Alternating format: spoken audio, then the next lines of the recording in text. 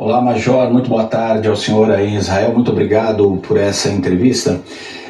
Neste momento, ou antes desses ataques, o Irã estava em negociações diplomáticas com os Estados Unidos para interromper, eventualmente, a produção dessas bombas nucleares. Por que Israel decidiu partir para o ataque e não dar uma chance para a diplomacia?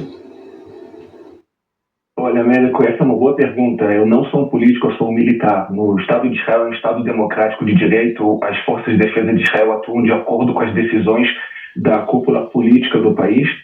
O governo israelense entendeu que as negociações não estavam levando para uma situação na qual o Irã deixará de ser uma ameaça imediata ao Estado de Israel. De acordo com a decisão do governo israelense, as forças de defesa de Israel estavam preparadas para esse ataque. Durante anos nós estávamos treinando para essa guerra e nós estamos colocando em prática tudo aquilo que nós treinamos, porque nós não podemos deixar de vencer essa guerra. Perder essa guerra é o fim do Estado de Israel. Então nós vamos continuar até o final para que o Irã não continue sendo essa ameaça tão existencial, tão imediata para o Estado de Israel. Diego Pavão, sua pergunta.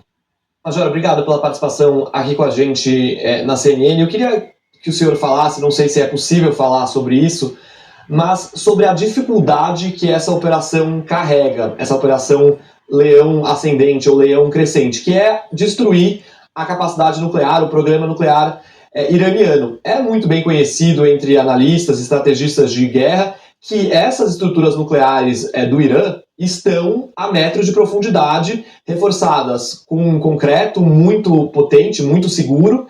Eu queria saber se o exército de Israel entende que talvez não seja possível destruir tudo de uma vez em poucos ataques. E eu também queria saber qual seria o indicador de sucesso dessa operação que vocês teriam depois que ela terminasse.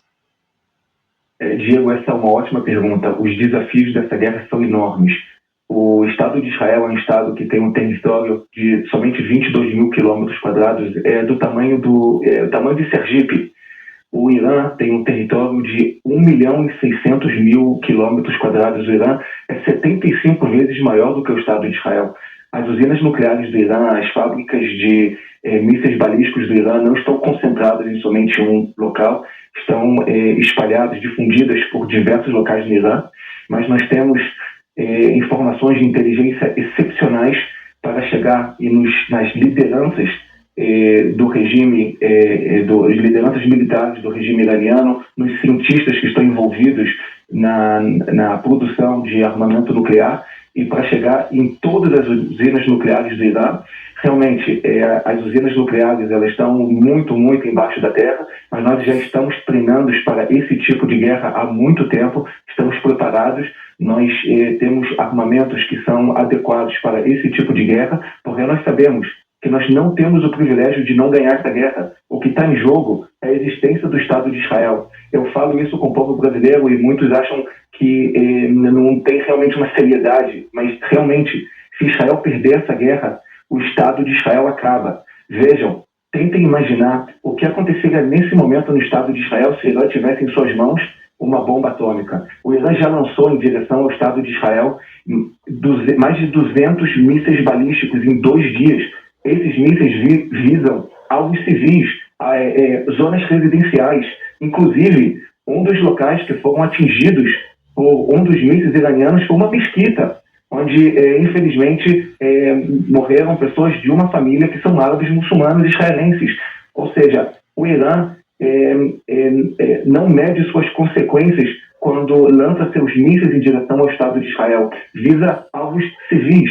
Imaginem se o Irã tivesse em suas mãos, nesse momento, uma bomba atômica. Isso prova a todos que nós não podemos permitir que um regime tão cruel, um regime tão totalitário, um regime com ódio tão grande, que odeia muito mais Israel do que ama seu próprio povo, nós não podemos permitir que um regime como esse possa ter uma arma de destruição em massa. Nós não podemos permitir que um regime como esse possa triplicar a quantidade de mísseis balísticos que possui. Nós não podemos permitir que um regime tão cruel como esse continue liderando proxies terroristas aqui no Oriente Médio, o Hamas na faixa de Gaza, os Houthis no Iêmen, o Hezbollah no Líbano, a Jihad Islâmica no centro de Israel e outros grupos terroristas. O Irã é o líder do eixo do mal desse mundo. Essa guerra é travada entre o bem e o mal.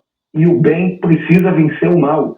Vejam, isso não é somente para o bem de Israel, isso não é somente para o bem do Oriente Médio, isso é para o bem do mundo. O mundo ainda vai agradecer Israel por ser um obstáculo contra a expansão do regime tão cruel do Irã para o resto do mundo.